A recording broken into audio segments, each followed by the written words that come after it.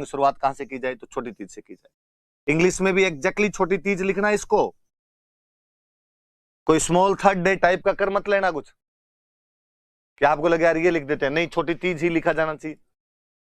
तो तृतीया को छोटी तीज। अपने काम की बात कि छोटी तीज सबसे अच्छी कहीं पर यदि मनाई जाती है तो जयपुर। आपसे कोई पूछेगा कि छोटी तीज कहां की फेमस है,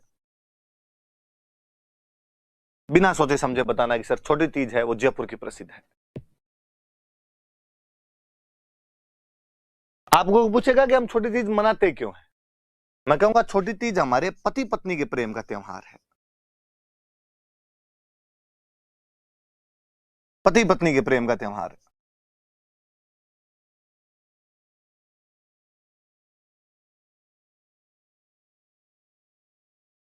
festival to celebrate couples love. आप में से कईयों को लगेगा कि सर ऐसे कैसे बात कर रहे हो, पति पत्नी के प्रेम का त्योहार हमें पता है करवा चौथ होता है, छोटी तीज नहीं होता सर, और कुछ होगा आपके याद नहीं रहा होगा। आपको नहीं लगता बताने में थोड़ी गलती कर रहे हो आप? मैं कहूंगा कि नहीं, मैं एकदम सही हूं। राजस्थान में पति पत्नी के प्रेम का त्योहार छोटी तीज ही होता है। तो सर करवा चौथ, तो मैं वापस कहूंगा करवा चौथ पंजाबियों का त्योहार है। सिंघानिया, मल्होत्रा, खन्ना, कपूर, जौहर का त्योहार है। चूंकि पंजाबियों का बॉलीवुड पर कब्जा रहा, मूवी बनाने वाले सारे कपूर, खन्ना, मल्होत्रा, सिंघानिया, जौहर, चोपड़ा रहे, इसलिए उन्होंने अपनी फिल्मों में और सीरियल को करवा चौथ को बढ़ा बढ़ा के बताया। इसलिए करवा चौथ पूरे भारत में पॉपुलर हो गई और आजकल सबको लगता है कि पति पत्नी के प्रेम का त्योहार करवा चौथ है। वरना लो बात आई तो मैं और बताऊं, चौथ किसी भी एक साल में 24 आती है। कितनी चौथ आएगी? 24 चौथ आएगी।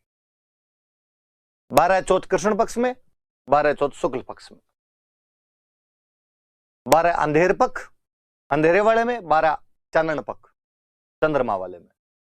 शुक्ल पक्ष में 12 की 12 चौथ के लिए कहा जाता है इनका चांद नहीं देखा जाना चाहिए। गांव में कहानियां होती है कि शुक्ल पक्ष का यदि चांद कोई देख लेता है तो चोरी का आरोप लग जाता है। इसलिए शुक्ल पक्ष में कभी कोई चतुर्थी आ ही नहीं सकती। आपसे कभी कोई क्वेश्चन पूछ ले कि तिल चतुर्थी कब आती है, आपको नहीं पता कब आती है, पर नीचे ऑप्शन देख लेना, यदि किसी में शुक्ल लिखा हुआ है तो काट देना, बिना सोचे समझे काट देना कि चतुर्थी कभी शुक्ल में आ ही नहीं सकती। एकमात्र अपवाद हम पढ़ेंगे गणेश चौथ, जो शुक्ल पक्ष में आएगी, इसके अलावा कोई भी चतुर्थी कभी भी शुक्ल पक्ष में आएगी ही नहीं। तो चतुर्थी हमेशा कृष्ण पक्ष में आएगी।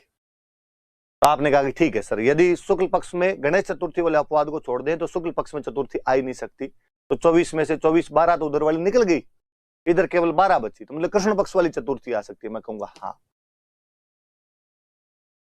और कृष्ण पक्ष वाली जो 12 चतुर्थी आती है, चौथ जो आती है 12, गांव में महिलाएं 12 की 12 चौथ की पूजा करती है। वरना बैसाख, साढ़, काती और माँ, ये वाली 4 चौथ बड़ी होती है और इनकी तो सारी महिलाएं ही रख लेती। तो ज्यादा धार्मिक हो तो 12 की रख लेती है, वरना इन 4 चौथ को तो बड़ी चौथ माना जाता है, इनकी तो रख ही ले। तो उनमें जो कार्तिक वाली चौथ आती है वो करवा चौथ आती है। करवा चौथ को व्रत रख लिए जाते हैं सामान्य, जैसे बाकी चौथ के व्रत रखे जाते हैं, करवा चौथ के रख लो। मैंने तो कभी गांव में कोई ताम जाम देखा नहीं। और मैं बताऊं, शुक्ल पक्ष वाली मैं बात बताऊं, फिर मैं वापस इस पर आऊंगा। कभी गांव में छोटे थे तो मम्मी दूज का चांद पकड़ पकड़ के दिखाया करती, द्वितीया का चांद जबरदस्ती पकड़ पकड़ के दिखाया जाता था, इधर आ दूज का चांद देख। और अक्सर तो मुझे याद आता है कि चांद देखते ही नहीं थे, हाथ जोड़ के वो गीत सा और गाया करते थे, चांद मामा घाबा दे, नया नया घाबा दे। कईयों को लगेगा घाबे क्या होते हैं? कपड़े, कपड़ों को घाबे कहते हैं। और चूंकि कपड़े मामा ही दिलाया करते थे, मम्मी ननिहाल जाती 12 महीने में एक बार, तब नए कपड़े आते थे। पापा का ये कर्तव्य नहीं होता था कि आपको कपड़े दिलाएं, क्योंकि पापा के कपड़े भी ननिहाल वाले ही बेचते थे, अपने ननिहाल वाले ही पापा कपड़े बेचते। तो पापा किसके कपड़े दिलाएंगे? पापा अपने बुआ जी को, अपने बुआ के बेटों को, उनको कपड़े दिलाएंगे। सब अपने ननिहाल से ही कपड़े लेके आते, इसलिए बच्चों को लगता कि कपड़े मामा जी दिलाते हैं। चांद मामा है, इसलिए चांद मामा घाबा दे, नया नया घाबा दे, दूज वाले दिन हाथ जोड़ते उसके आगे। पर मम्मी चौथ वाले दिन सुबह सुबह कहती, छोरो आज चांद मत देख लेना रे, और आज चांद देख लिया ना तो चोरी का आरोप लग जाएगा।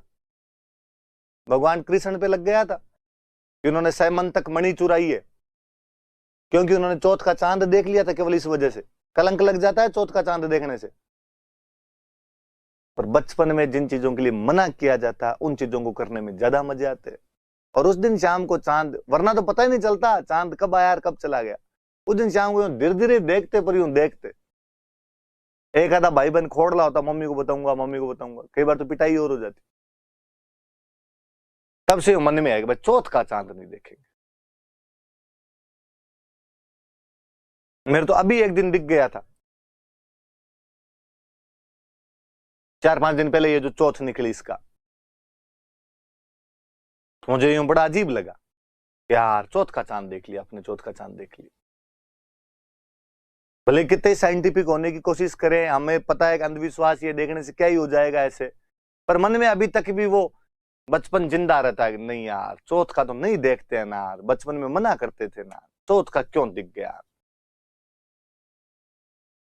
कई दरियों कानों के हाथ वाथ लगाने की एक्टिंग करते हैं। तो चौथ के चांद शुक्ल पक्ष में तो देखे नहीं जाते, इसलिए चतुर्थी आएगी तो कृष्ण में आएगी। कृष्ण में 12 में से 12 चौथ की पूजा की जाती है, 12 में नहीं तो 4 की तो बड़ी वाली की पक्की कर लेते हैं। उन 4 में से एक कार्तिक वाली करवा चौथ आती है, तो नॉर्मल महिलाएं वैसे ही पूजा कर लिया करती थी। अपने लिए करवा चौथ कभी बड़ा इतना त्योहार रहा ही नहीं। और कभी आप उस करवा चौथ की तो जो कल्चर है उसको पकड़ने की कोशिश करो और देखो कि क्या ऐसा राजस्थान में संभव था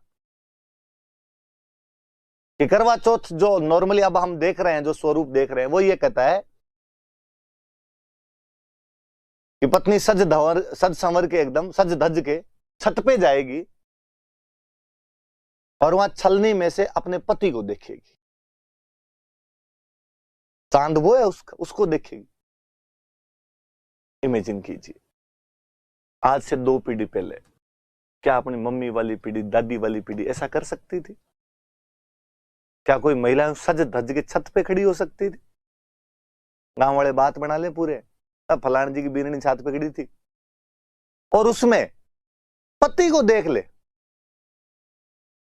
आप कभी सोच के देखिए कि मम्मी या दादी वाली पीढ़ी क्या ऐसे अपने पति को, पापा को या दादाजी को बोल सकती थी कि प्लीज शाम को घर जल्दी आ जाना, मैं छलनी में से देखूंगी।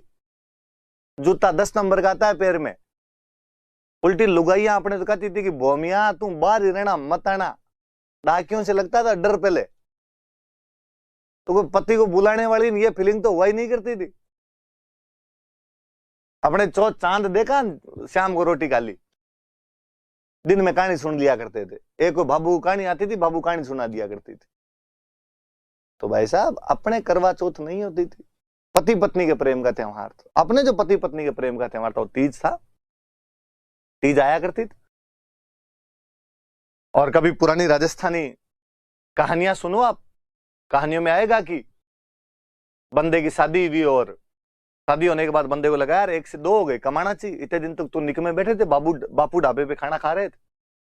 राजस्थान में आर्थिक संसाधनों की कमी, कमाने के लिए बाहर जाना पड़ेगा। बंदा बाहर जाता और बाहर जाने लगता तो पत्नी कहता कमाने के लिए बाहर जा रहा हूं, और पत्नी कहती कि मैं तो अभी आई हूं, अभी आप बाहर चले जाओगे, आपके बिना मेरा मन कैसे लगेगा।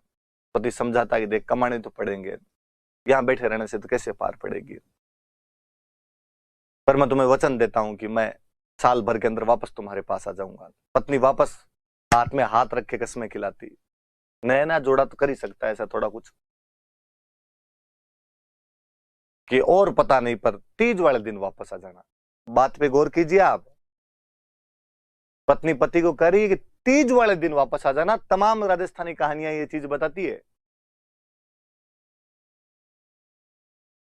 फिर कहानियों का फिर वो रोमांच की, पति कमाने के लिए 7 समंदर पार गया, अपने लगता है 7 समंदर पार कहाँ जाते हो? कहीं नहीं जाते जी, मालवा जाते थे, मध्य प्रदेश वाला।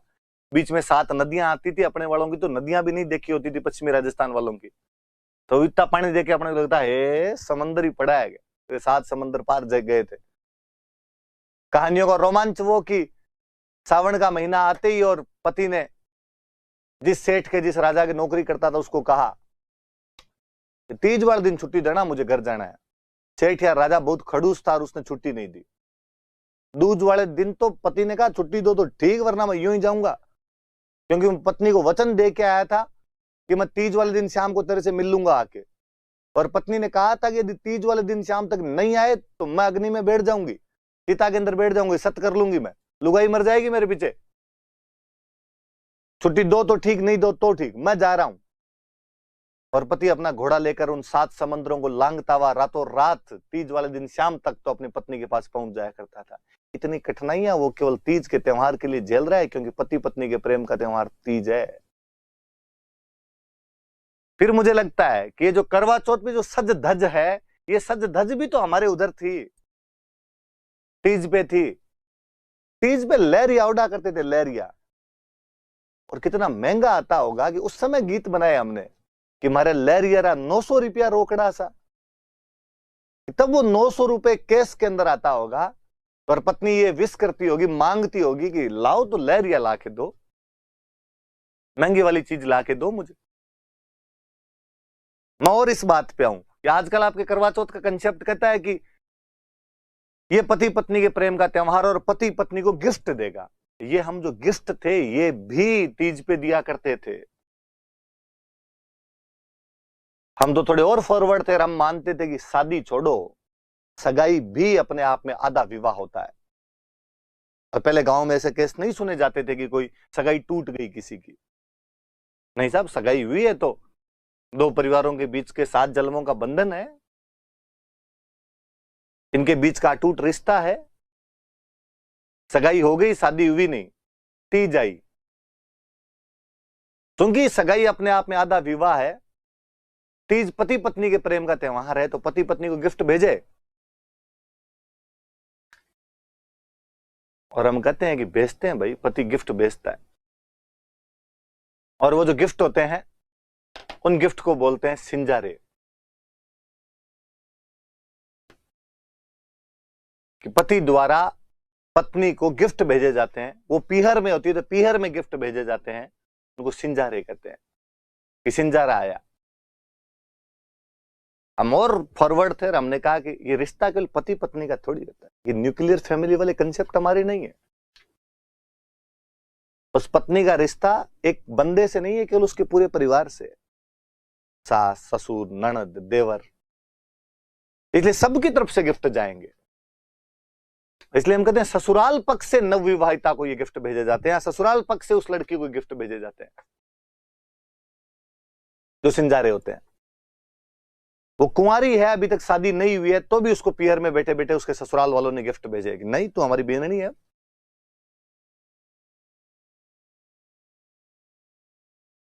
थोड़े दिन बाद उसकी शादी हो गई। शादी होने के बाद में वापस श्रावण आया, हमने फिर कंसेप्ट गढ़ा और कहा पहले श्रावण में सास बहू साथ नहीं रहेगी, और पहले श्रावण में सास बहू साथ रहे तो सास पे भार आता है, इसलिए बहू को पीहर भेज दो। इसलिए बहू को पीहर भेज दिया जाता, बीननी को पीहर भेज दिया जाता है। अब चूंकि बीननी पीहर है, श्रावण में तीज आएगी, पति पत्नी के प्रेम का त्योहार है, वापस गिफ्ट भेजे जाए, इसलिए वापस गिफ्ट भेजे जाते हैं, वही सिंजारे भेजे जाते हैं। इसलिए अक्सर गांव में सुनने को मिलता है एक कुंवारो सिंजारो है ना, एक परिणेड़ो सिंजारो है। एक जो कुंवारी थी तब इसके गिफ्ट आए थे, एक जब वो शादी होके आ गई तब उसके गिफ्ट आए थे।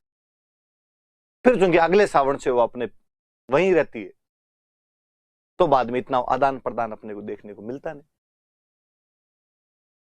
तो सिंजारे कब आए? तीज पे। लहरिया कब उड़े? कि तीज पे। पति 7 समंदरों को लांघता हुआ कब आया? तीज पे। पत्नी ये धमकी कब दे कि तुम नहीं आए तो मैं अग्नि के अंदर प्रवेश करके सत्य कर लूंगी? तीज पे।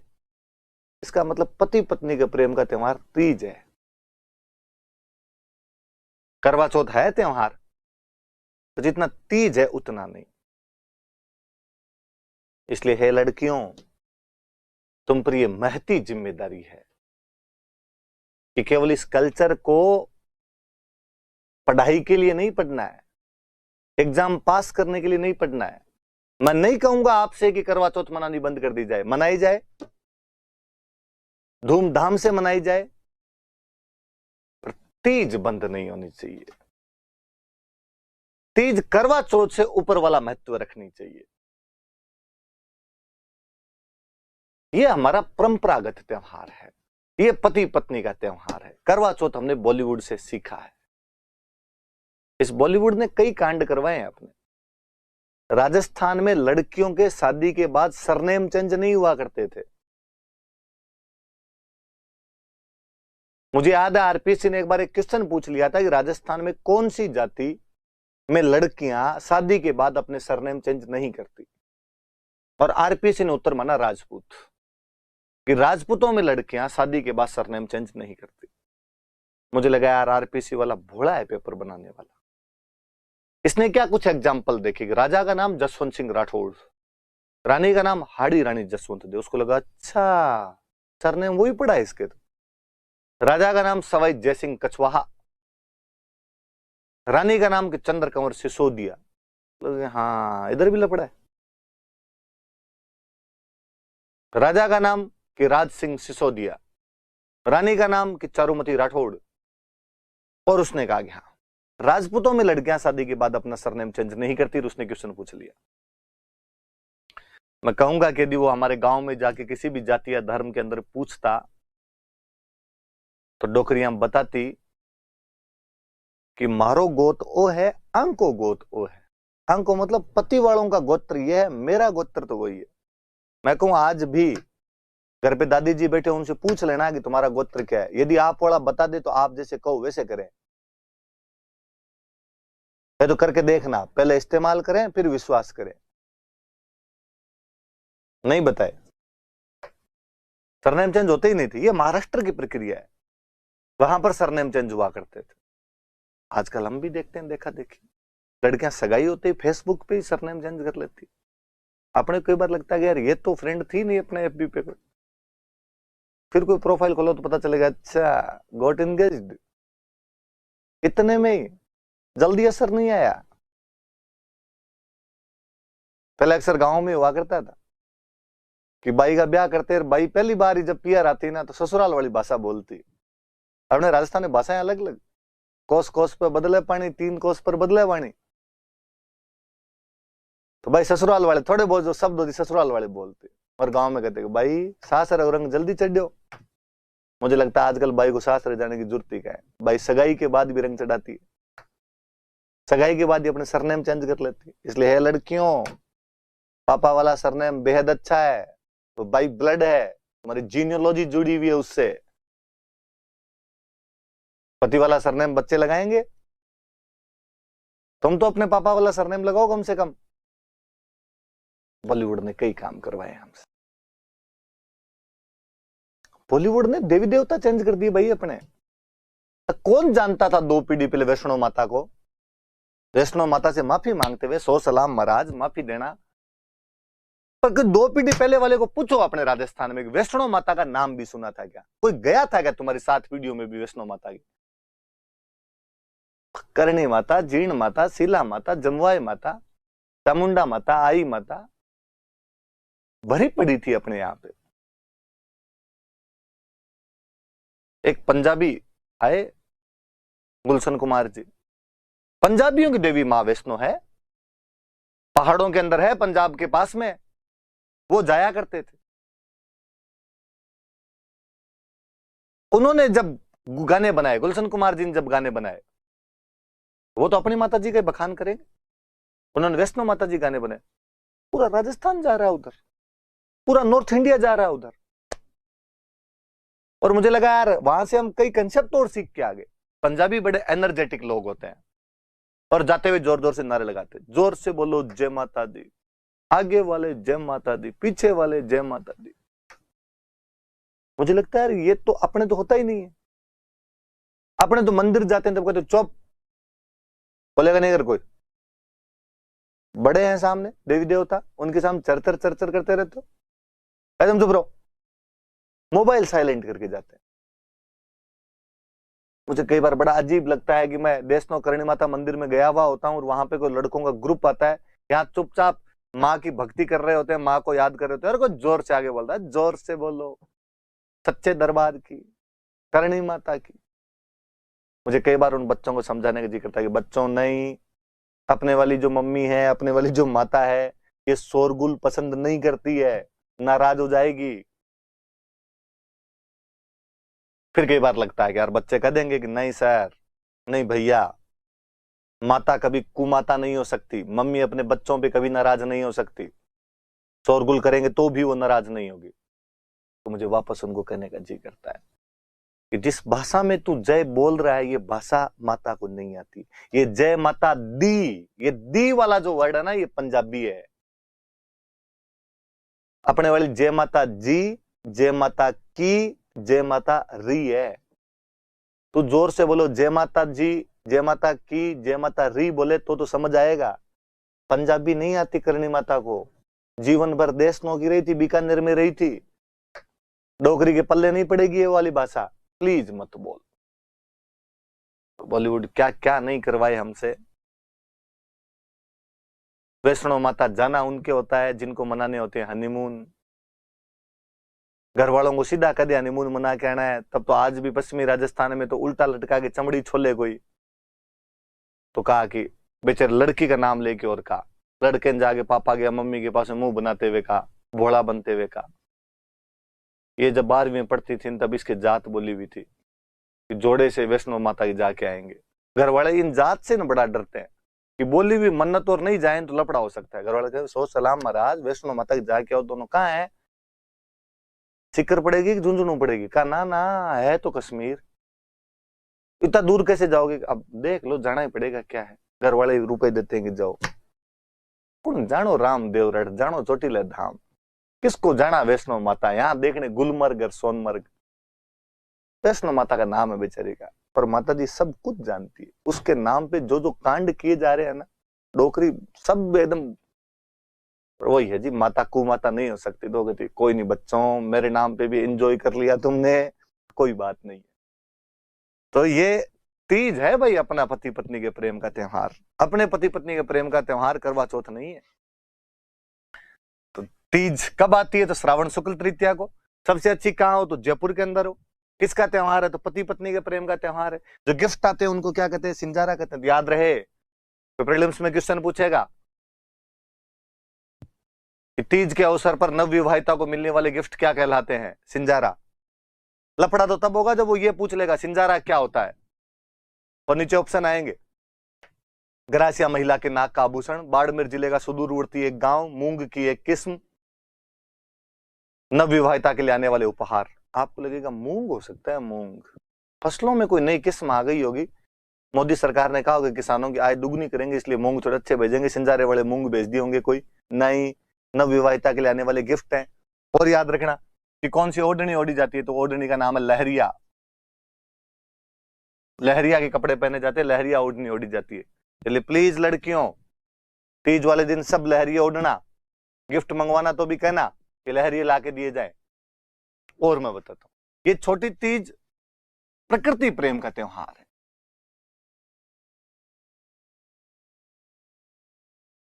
नेचर के साथ हमारा जुड़ाव, हमारी आत्मीयता, हमारा कनेक्शन दिखाता है।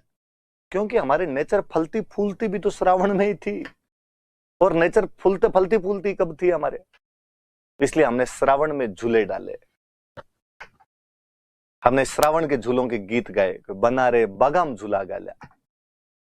मुझे और लगता है कि अपने वाले कितने इंटेलिजेंट थे। पश्चिमी राजस्थान वालों के बाग दूर दूर तक ही नहीं थे, खेजड़ी पे झूले डाले थे, पर गीत में गाया हमने कि बना रे बागाम झूला गाला।